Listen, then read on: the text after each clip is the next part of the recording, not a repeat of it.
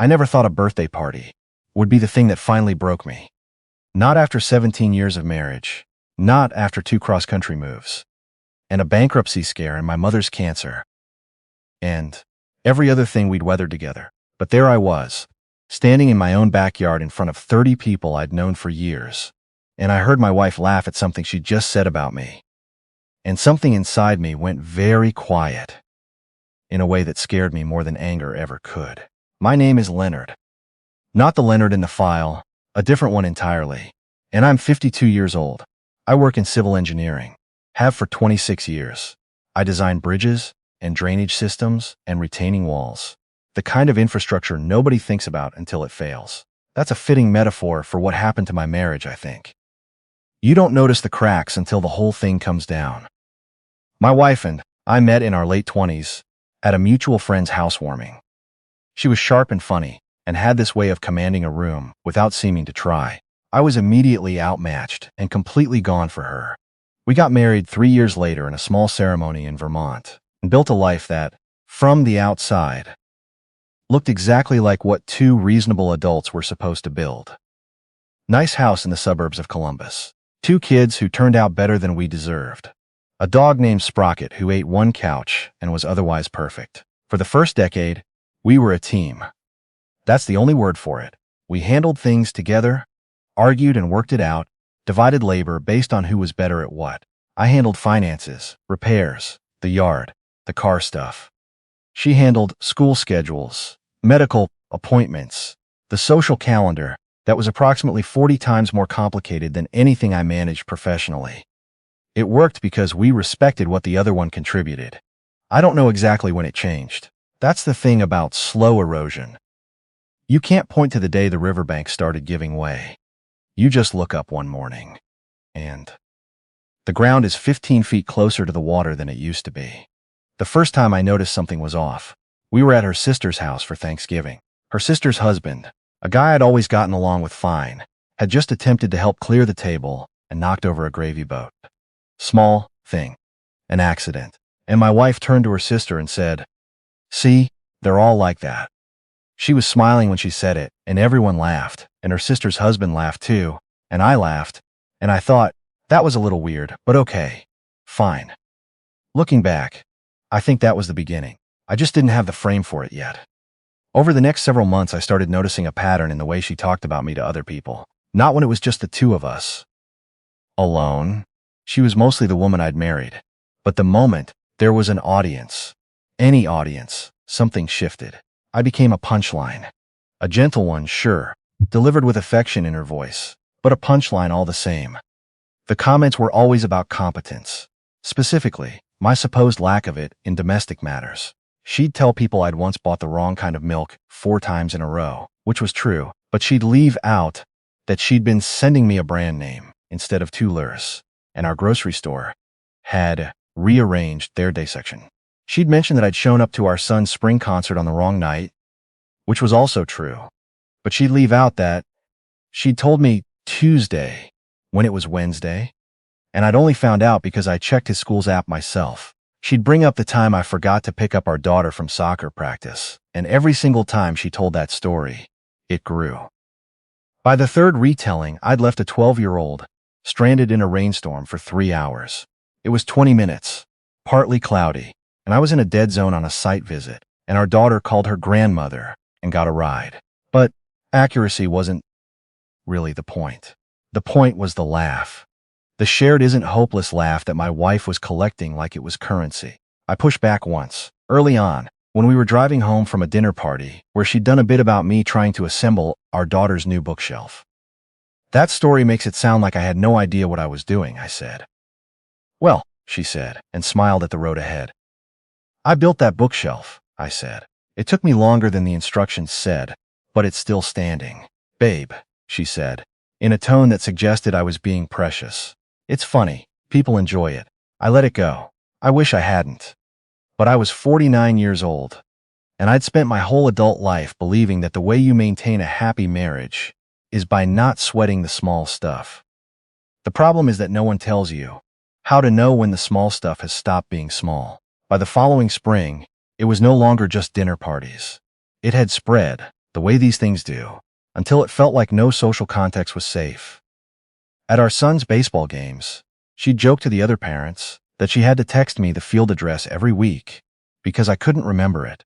I'd been to every home game for 3 seasons. At neighborhood block parties, she'd ask me to explain what I did for work, and then, before I could finish, she'd say basically he stares at dirt and charges the city for it to whoever was standing nearby. At a charity auction we attended with some of my colleagues from the firm, she told a story about me trying to cook Christmas dinner that ended with, "I finally just called my mom," and had her talk him through it. Like a hostage negotiation. I hadn't called her mother. I'd watched 2 YouTube videos, and the turkey came out fine. The worst one happened at a neighborhood barbecue in July. At a point when I was already raw from several months of this, I was talking with a couple we'd known for years. Good people. The kind you can have a real conversation with. And the topic turned to home repairs.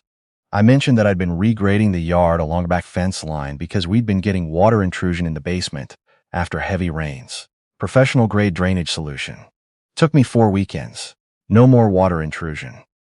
My wife walked over mid-sentence, caught the tail end of it, and said to the couple, "He watched 3 hours of YouTube and now he thinks he's Bob Vila." I just crossed my fingers and hoped we wouldn't need to move. The couple laughed. My wife smiled at me, warm and teasing, and I smiled back. That's what I did. I smiled back and changed the subject, and we drove home and I said nothing, and she talked about the food and whether we should have the Hendersons over sometime. And I said, "Sure. Sounds good."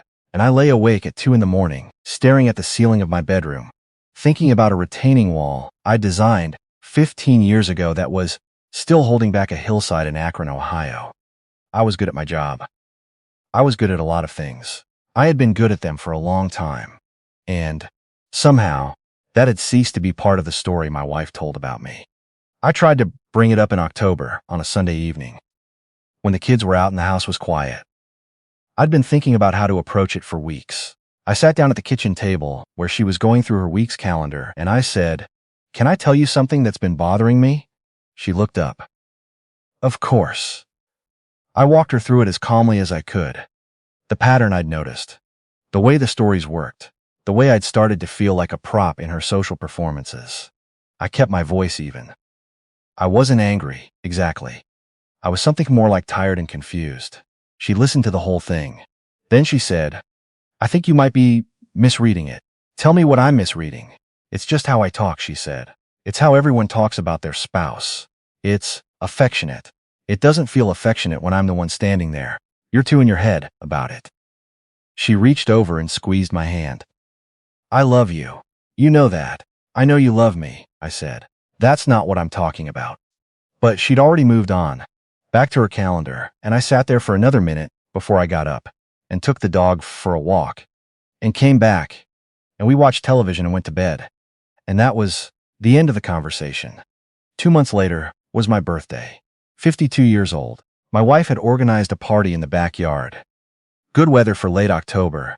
Space heaters, lights strung from the pergola I'd built the summer before. Friends, neighbors, some people from her office I'd met twice. My brother drove in from Pittsburgh. She'd gone to real effort, and I appreciated it. I walked out into the backyard and felt genuinely grateful. For the first hour, everything was fine. I circulated, had a couple of beers, talked to people I actually liked. My brother and I stood by the grill for a while talking about our dad, who'd passed the year before. It was a good party. I kept thinking, maybe we'd turned a corner somehow. Maybe things were better. I should have known better than to let my guard down. The moment it happened, I was standing maybe 8 feet away, and the backyard had gotten quiet in that organic way it sometimes does. Multiple conversations dipping at the same moment. My wife was telling a story to a group of 5 or 6 people near the patio table. I don't know how it started. I caught it in the middle, and he'd planned to wire the outlet himself, and I just sat in the kitchen waiting for the lights to go out, and sure enough, she made a cartoon explosion gesture with her hands. I've learned to just hire professionals. It's cheaper than the ER. There was no electrical incident. There has never been an electrical incident. I rewired an outlet in our basement years ago. It was fine. I know how to wire an outlet. I am a licensed professional engineer. The group laughed. Several of them looked over at me. Someone made a sympathetic face. My brother, standing next to me, was quiet, and I heard something close off inside me. That's the only way I can describe it. A door, slowly but completely, swinging shut. I set my beer down on the nearest surface. I walked over to where my wife was standing. "Hey," I said. Not loud, I wasn't performing. I was talking to her, just her. She turned. "Hey," she said, smiling. The people around her were still watching. "That story isn't true," I said. The smile held. "What story?" "The electrical one. That didn't happen." A beat. "Babe, it didn't happen," I said again. "I wired that outlet. It works. It's worked for years. You don't have to invent things." The people around her had gone very still. My wife's expression had shifted from social to something more careful. "I think maybe you've had a couple of beers," she said lightly. "I've had 2 beers," I said. "And I'm telling you, this has to stop. The stories. The way you talk about me when other people are around. I've asked you about this before, and I'm asking you again, and this time, I need you to actually hear me." Someone at the table excused themselves. Someone else drifted toward the grill. My brother hadn't moved. My wife looked at me for a long moment, and then she said, "This isn't the time." "Okay," I said. "Then I'm going to go inside." And I did. I walked into my own house, and I sat down at the kitchen table, and I sat down to the sounds of my birthday party, continuing without me. And I thought about the 17 years we'd built together, and I thought about the 2 beers, and I thought about the outlet that still works, and I didn't move for a long time. She came inside about 20 minutes later. The party was still going in the backyard. She sat down across from me and said, "You really embarrassed me out there." "I embarrassed you," I repeated. "In front of everyone." "I said something true," I said, quietly. "You called me a liar." I said the story wasn't true. "That's different." She looked at me for a long moment. "I think you're being dramatic." I stood up. "I'm going to go stay with my brother tonight. I'll be back tomorrow." "You're serious?" "Yeah," I said. "I am." She stared at me. She hadn't expected it. In 17 years, I'd never done anything remotely like this. I was the one who stayed, who absorbed, who took the walk around the block and came back. I was constitutionally the kind of person who chose peace. But I thought about all those nights lying awake. I thought about the retaining wall, holding back a hillside in Akron. I thought about my son, who was 16, who heard everything, who was starting to make the same jokes about me that his mother made. I went upstairs, got a bag, and left. My brother didn't ask questions, which was exactly what I needed from him. We sat in his hotel room and watched the end of a game and ordered room service, and he said, "Around 11 o'clock. She does that a lot, doesn't she?" "Yeah," I said. I noticed," he said. "You know, I noticed." "I know. How long?" "A while," I said. He nodded and didn't say anything else, and I appreciated that too. I didn't go home the next day, or the day after. I took some personal days from work, and I stayed in a hotel near downtown for almost a week.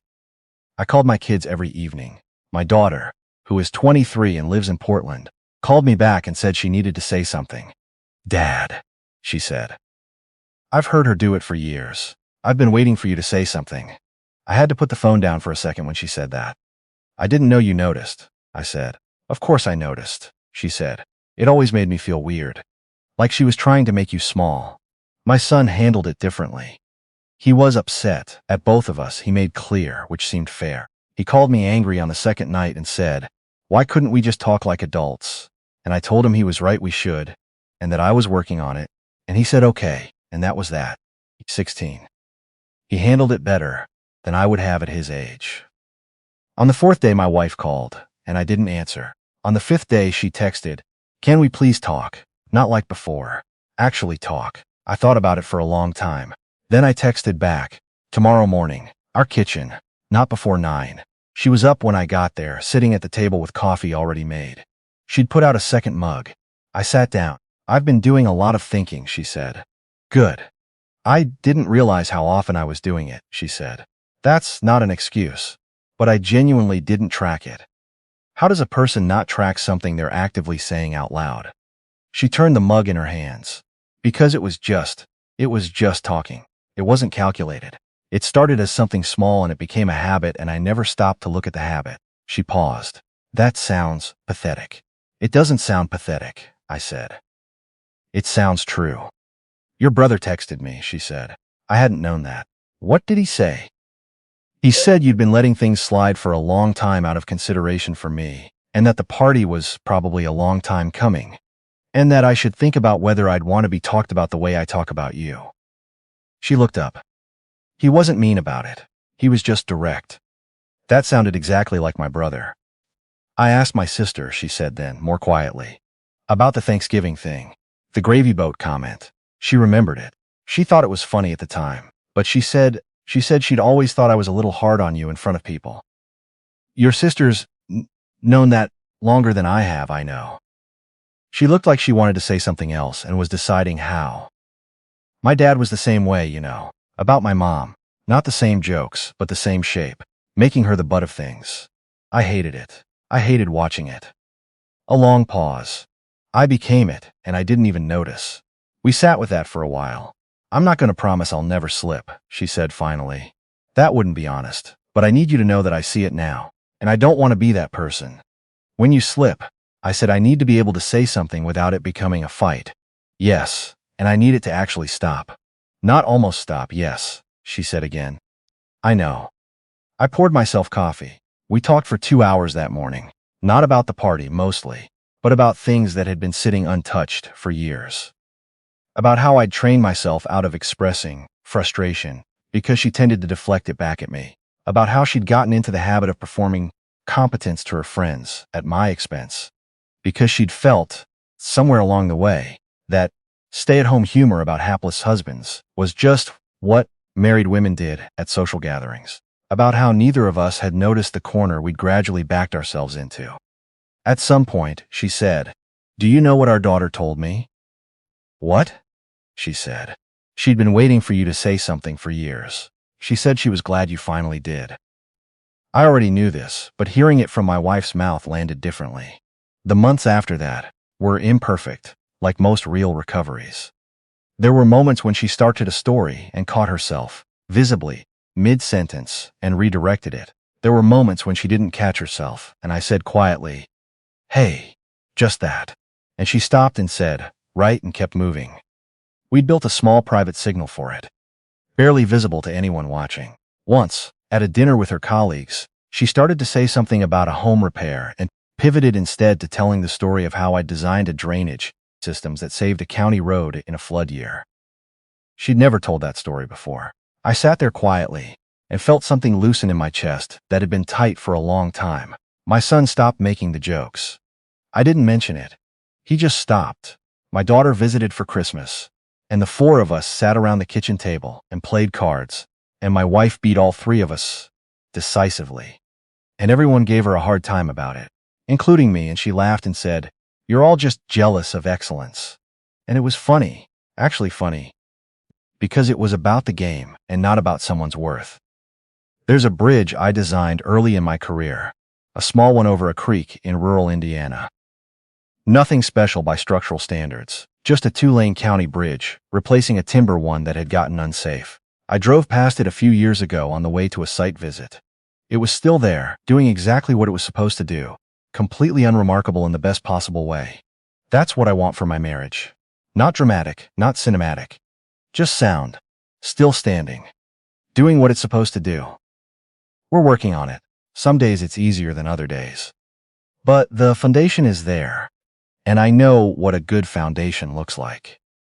I've spent my whole career building things that last, and I know the difference between a structure that's been patched and one that's been genuinely repaired. This one, I think, is going to hold.